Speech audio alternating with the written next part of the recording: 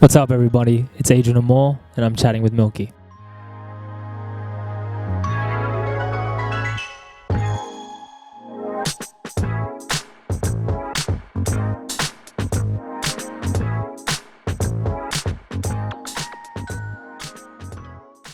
I feel like my artistry has evolved immensely over the past 4 years. I think just in everything, just becoming older and becoming a man and realizing the type of things that I want to prioritize. And I kind of put aside my artist project for a bit to focus on writing, and which has been doing amazing. Over that course of time, I kind of took time into myself to kind of build as a human, and I met the love of my life. I fell in love and kind of gave each moment of my life a present moment so I could be there and kind of take it for what it is. And I feel like now is the perfect time to kind of jump back into my artistry and kind of reinvent myself, which I feel like every artist kind of needs in their life. And yeah, I feel like I found my direction, and yeah, this is where I'm kind of going. What inspired Ripe was that the first day that I jumped back into the studio with 2 of my writer friends from London, we kind of just went free flow, and I was like, look, I haven't written a song for myself in a while, like let's kind of just go and see what happens. And it was the first song we wrote that first day, and kind of set the path for the sound that I'm kind of taking as an artist now. It was about my wife, as every song is right now. But yeah, kind of talking about how sweet she is, ripe and as a fruit. So literally the first opening line is, "My be like honey," straight to the honeymoon phase.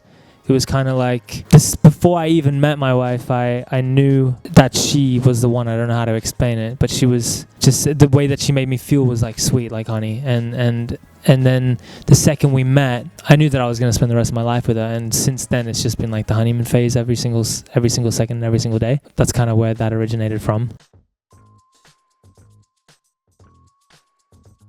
What prompted this new direction was kind of like, yeah, just rediscovering myself as a person and all the things I was going through as a man in general. Yeah, I felt like my music needed a change. I felt like I was becoming more mature and seeing life a different way, not overcompensating too much in different areas, and kind of just taking life as it is and the way that I wanted to take life and see life. Yeah, I felt like the music that I was making prior to this transition was kind of not reflecting or relating to me as much anymore, and I kind of felt like I left that behind. And so going into this new world, to be honest, at first I was like, let's just see what happens when we try to write for it. If I can't get anything, then I'll just drop the other stuff. But we got on the first day, and it kind of showed me that what I was feeling and what I was thinking was like right, and that I was in a different place as a person and as an artist. So yeah, kind of just, I guess, life discovery, rediscovery.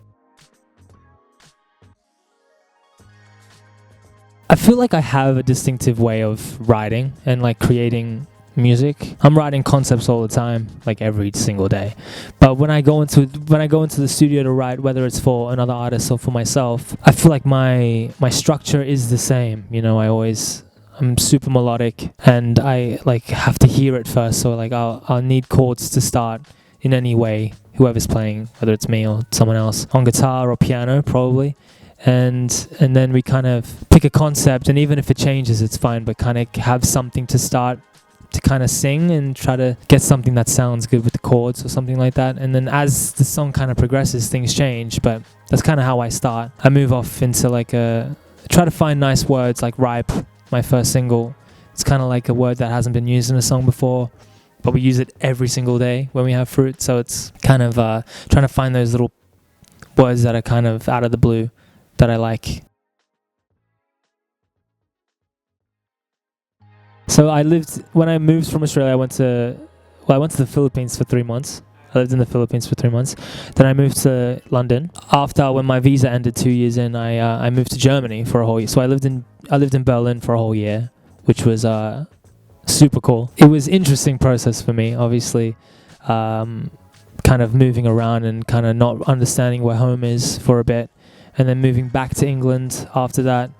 And I've been there ever since, really. I feel like different environments do affect your artistic output and how you are creative. I mean, the amount of different people I've met and the different cultures that I've seen and the type of things that you kind of get immersed into kind of change your perspective a lot on just life and how you see things, and obviously, as I said, like culture and how they perceive life and music and even just lyrics and writing. It's like everyone has a different way of approaching something, especially a song. I think that living in all these different places and traveling and seeing the world, and even whilst I've been abroad, like I've been able to travel through Europe and America and all that kind of stuff and been blessed to, that definitely like helps with the creative process. Like just kind of being open-minded and seeing where you can go and what people would relate to, and also kind of like not having a limit on, you know, not like stopping yourself from reaching something.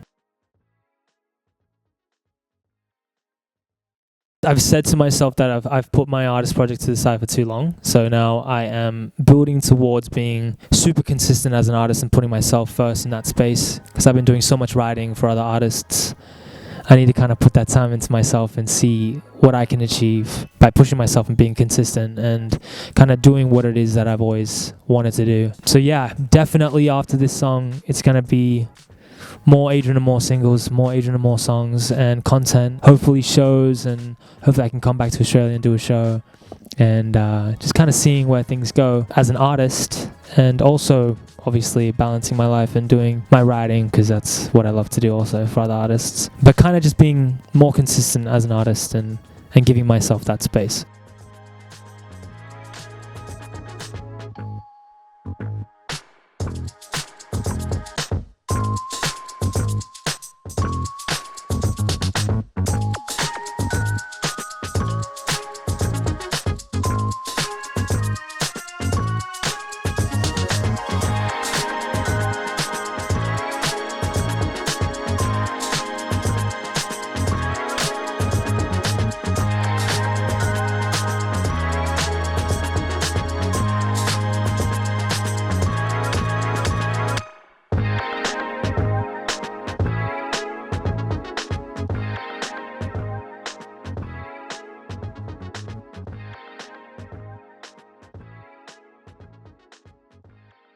Back in the day, it was like Stevie Wonder and Michael Jackson and James Brown. I listened to a lot of funk and Motown. But now, probably be like Frank Ocean, Daniel Caesar.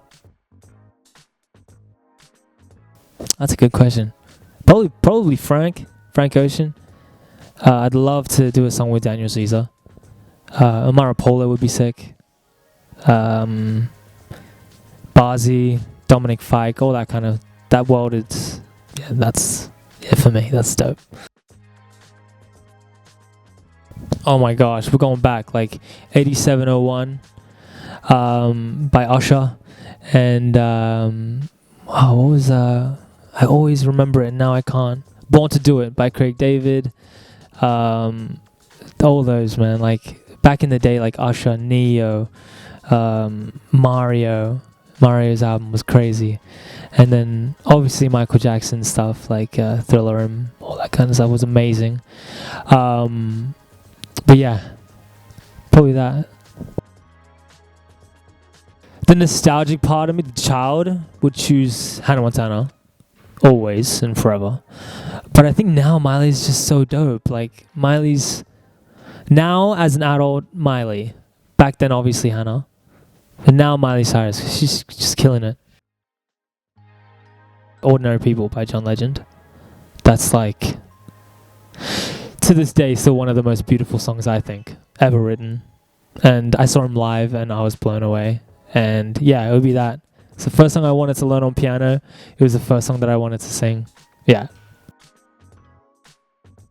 It could have been, I was in year 5, like year 4. I went to a Pussycat Dolls concert, and guess who was supporting? Lady Gaga. How crazy is that? She supported them. She wasn't like huge yet. John Legend at the end more, I think, and I saw Justin Timberlake's 2020 Vision Tour, and that was sick. Being like a long life supporter of Justin Timberlake, that was super dope to see him in concert. Probably, bro, honestly, it's probably Spice Girl. It probably makes more sense. Yeah, Spice Girl. Adrien Amour probably loves Spice. Would make sense. There's like the classics, obviously, like Glastonbury and Coachella, and I've always, as a kid, loved to, like, those are my festivals, but probably as like a stadium or an arena would probably be like MSG. Has always been like the dream. But then I'd love to play like the Apollo. Classic NSYNC, obviously, so good. And Spice Girls is a good one. Any like old school any like old school Justin Bieber, like singing Baby at a karaoke is insane. That goes off. Seeing like Post Malone or something cover my song would be crazy. Because I feel like Frank wouldn't with the music. I'm trying to think like realistically. Daniel Caesar might, that would be dope, obviously. Post Malone would be crazy if he sang one of my songs. I'd love that, yeah. There's a few artists in multiple different ways. I think like I'd start one with maybe like Billie Eilish, in the sense that she started so young and was so original. I mean, if you look deep into her stuff, it's like how creatively open she was as an artist at such a young age. I think that also opens up the mind to also young artists that want to try and start to kind of get them to just kind of drop whatever they feel is them, which I like a lot.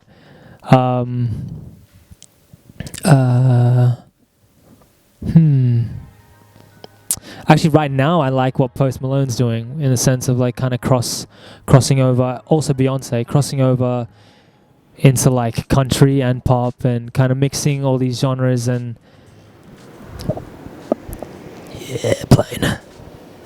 just crossing these genres and kind of saying fuck you to the people that are saying like you can't do that, or you're a pop artist, or you're an R&B artist, and they're just kind of being like, nah, like I want to do this and I'm going for it, and they're killing it. Like Post is dropping something with Morgan Wallen, Beyonce's like doing a whole country album. It's dope, you know, being like also like one of the first black women to do it, kind of represent, and I respect that a lot. Yeah, it's kind of all that is making it easier for other artists to be able to drop what kind of music they want and kind of give us a bigger platform, I think, to kind of be more experimental. I would say to continue to like you learned so much in your life to worry, and you've gone through so much and learned so much in your life to worry about things that don't matter. So continue to focus and be present in the things that matter. Everything. Music means everything. My wedding song, Fly Me to the Moon, by Frank Sinatra, and I would dance with my wife. I think I was like 5, or I mean, I've been singing ever since I was a kid, but ever since I wanted to be an artist, a musician, and do it professionally, I think I was like 7, and I watched a live video of Usher, and he was performing. And I was like, I think I looked at my parents and I was like, I want to do that. I want to do exactly like I want to do that. And he had the whole like Britney mic, and man, I remember watching that and getting goosebumps, and I was like, that's what I want to do.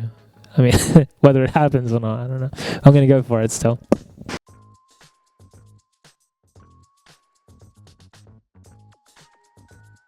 Let's go.